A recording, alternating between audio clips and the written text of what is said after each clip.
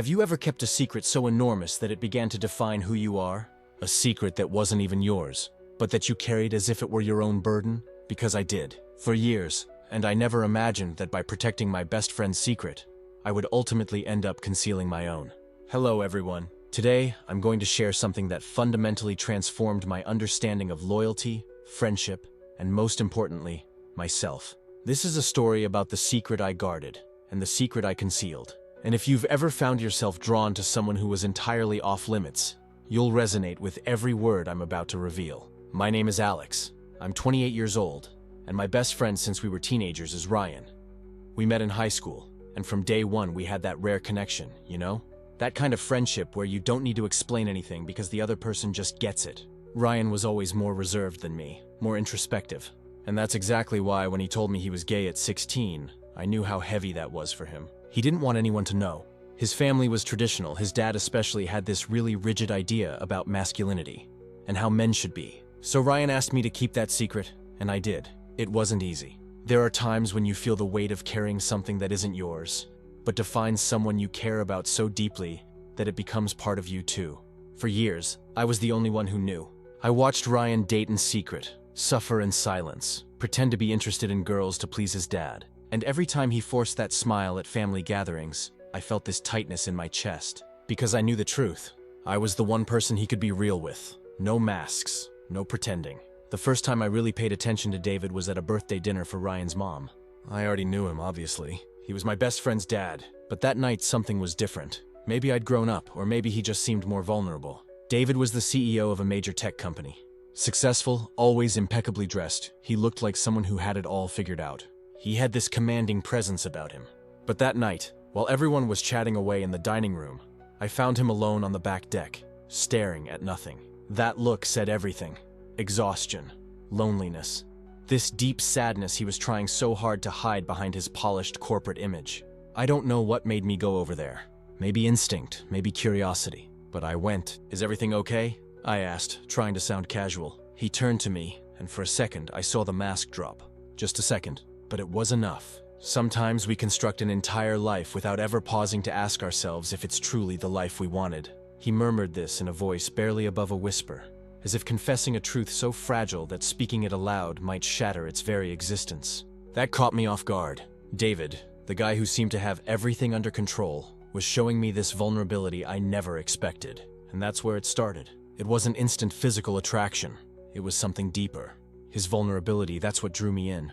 After that night, we started running into each other more. Not on purpose, at least not at first. Ryan would throw cookouts, parties, and I'd always be there. So would David. We started talking more, about real things beyond the surface level stuff. He'd tell me about the pressure at work, the tough calls he had to make, that feeling of constantly performing for everyone. And I listened, really listened. And the more I got to know David, the more I realized he was so much more than that successful CEO image. Yeah, he was smart, but he was also sensitive. He had this subtle, dry sense of humor. He'd share stories from when he was younger, about dreams he'd had to give up to build the company. He had layers, and I was fascinated by every single one. But there was a problem. A monumental, glaring problem that seemed to mock my every emerging emotion. He was my best friend's father, and I was beginning to feel something I knew I absolutely should not be feeling. Initially, I desperately tried to rationalize it. This is merely deep respect, I told myself. He's an authority figure, of course I'm moved. But respect doesn't set your pulse racing the moment someone walks into a room. Respect doesn't consume your thoughts in the quiet moments before sleep.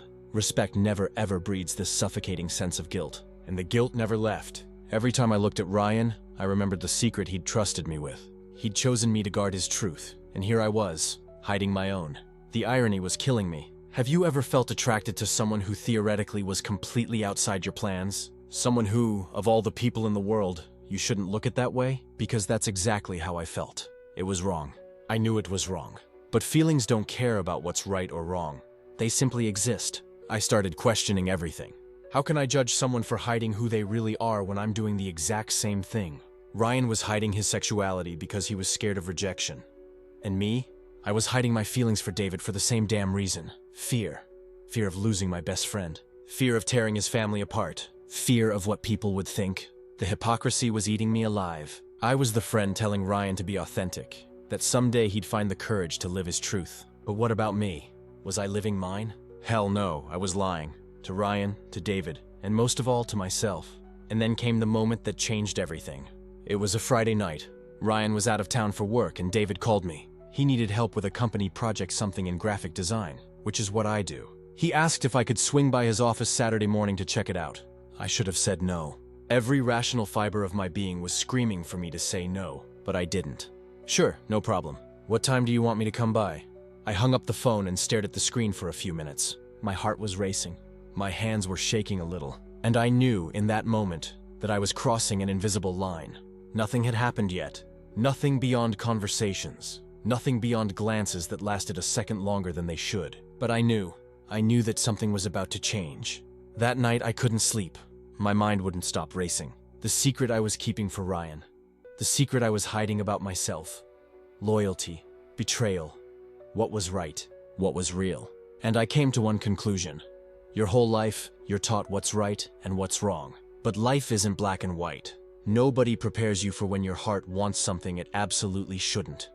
When the one person you can't stop thinking about is exactly the person you need to stay away from. I should have said no, but I said yes. And that night, staring up at my ceiling, I knew everything was about to change. The line I'd sworn never to cross was getting blurry. And the scariest part of me wanted it to. That night changed everything. I should have said no. It wasn't just the kiss, it was what came after.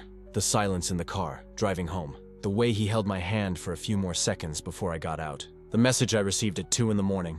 Are you okay? Was I didn't know anymore what being okay meant. The next few days were a total roller coaster. We'd run into each other at work, professional, polite, distant, but something had shifted.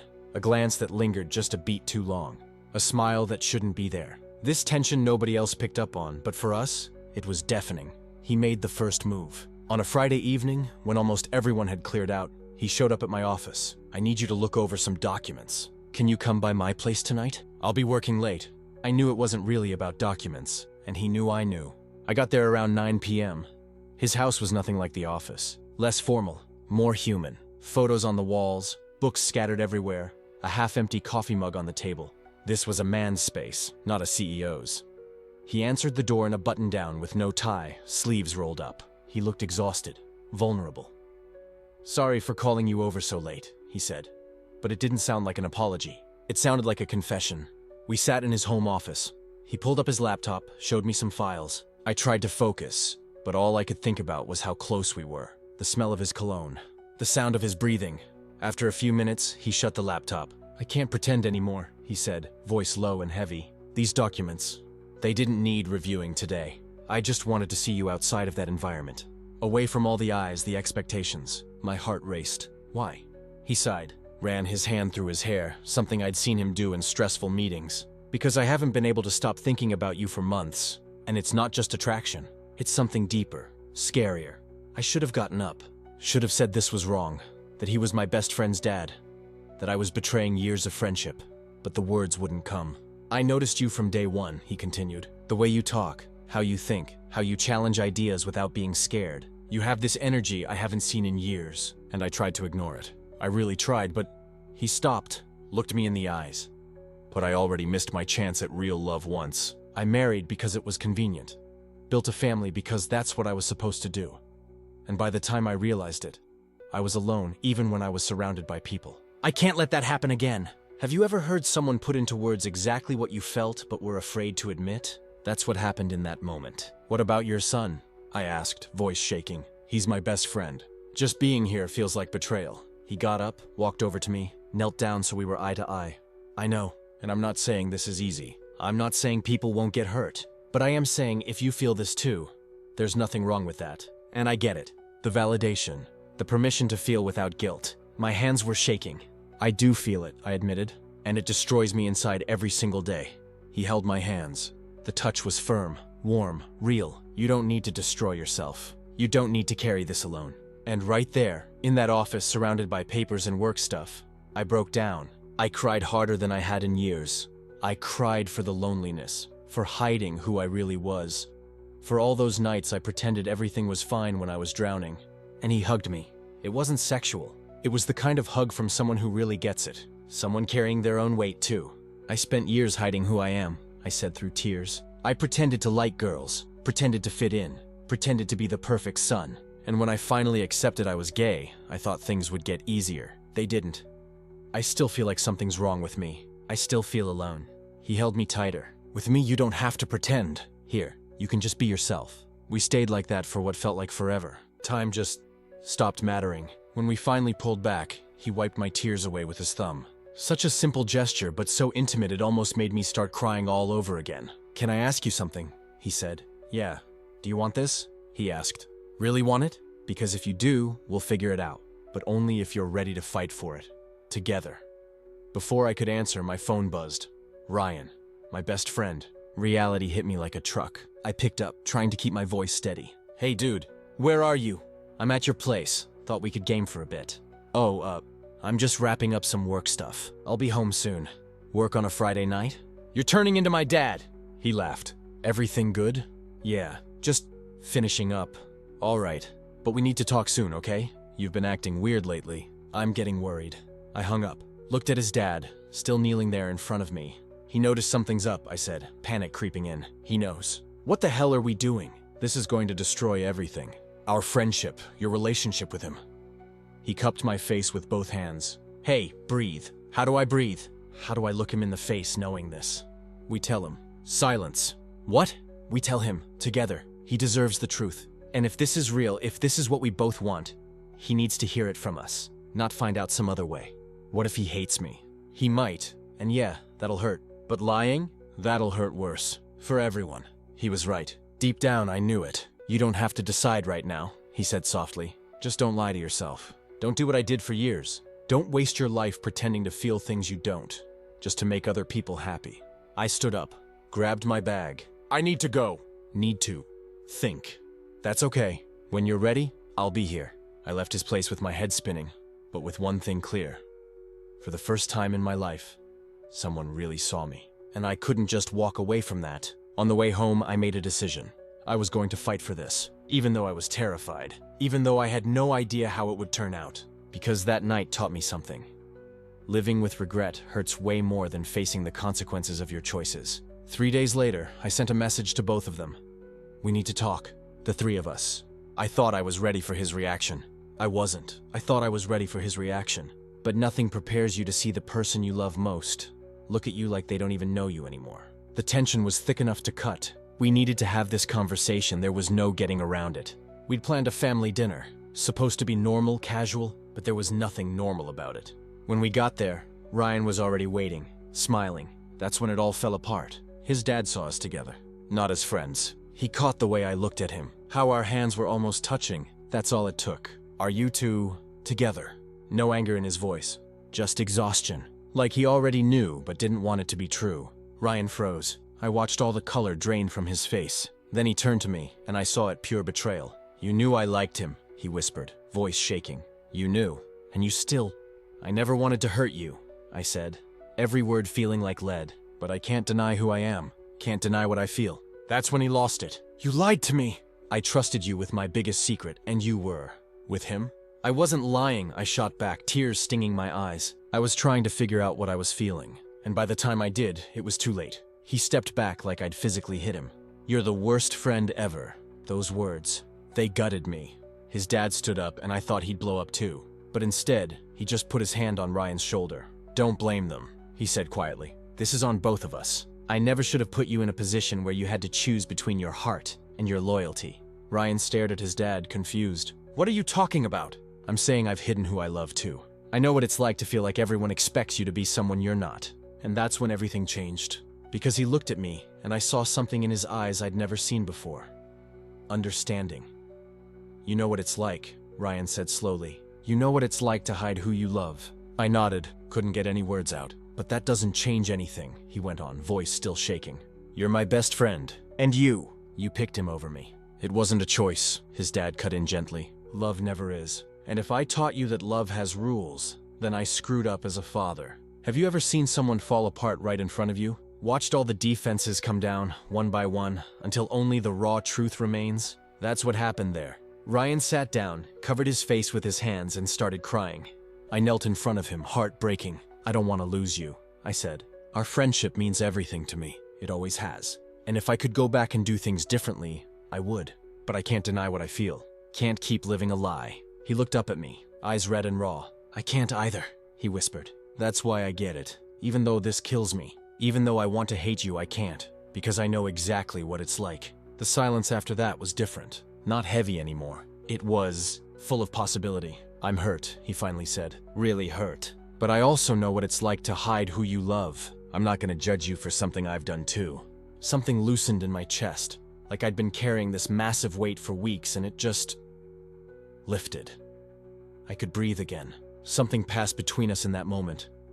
Understanding. I promise, I said, taking his hand. I swear I'll make this worth it. Our friendship, what I feel for him, I'll make it all worth it. He squeezed back and I caught a tiny smile. You're an idiot, he said, but his tone was warm. An idiot who's still my best friend. Then his dad spoke up. You accepting us means everything, he said, looking at Ryan. I know this is gonna take time. There's healing that needs to happen. But we'll be here, both of us. Ryan looked at his dad, then at me. Are you really gonna do this? Like, make it official? I looked at the man I loved. He looked back, and in that moment, I could see it, the future. What we could have. Yeah, I said. We're gonna try, together, out in the open. And for the first time in weeks, I felt free. Free to love who I wanted. Free to be myself. That conversation didn't fix everything. It wasn't some fairy tale ending where everyone hugged and suddenly everything was fine. Because it wasn't fine. Not yet, but it was a start. A start where love mattered more than rules. Where being honest beat being comfortable. Where we could finally be who we really are. The days after that were weird. Ryan needed space. I got that. But slowly we started rebuilding. Not like before, but something new. Something more real. And David? He was right there with me. Every step. Through every hard moment. Because his love wasn't some weak, half-hearted thing. It was fierce. Real. We started being more public about it. Not hiding what we felt anymore. Yeah, some people judged us. Talked behind our backs. But there were also people who had our backs. Who got it. And eventually, I figured something out. Love doesn't have to follow the rules. Doesn't have to make sense to everyone else. It just has to make sense to you. And to me, it made perfect sense. Look, I know this story isn't simple. I know it brings up complicated stuff. But if you stuck with me this far, thank you. Thanks for listening. Thanks for trying to understand. Because at the end of the day, we're all just human. We mess up. We fall for the wrong people at the worst possible times. But that doesn't make what we feel any less real. If you've ever wanted something forbidden, you're not alone. If you've ever hidden who you are because you're scared of what people will think, I get it. And I need you to know it's okay. It's messy. It's complicated as hell. But it's worth the fight. Because living a lie, that hurts way more than finding the courage to face the truth. If this story hit home for you, if you saw yourself in any part of it, drop a comment below. Share your story. You're safe here. This is a judgment-free zone. We get it. And if you want more stories like this, stories that validate your truth, hit that subscribe button. We're just getting started. So many more stories to share. Stories about love, pain, and coming out stronger on the other side. In the next video, I'm telling the story of someone who fell for the absolute last person they expected. And trust me, you won't believe how it ends. Until then, remember, love doesn't play by the rules. And that's perfectly fine. Take care, and I'll see you in the next one.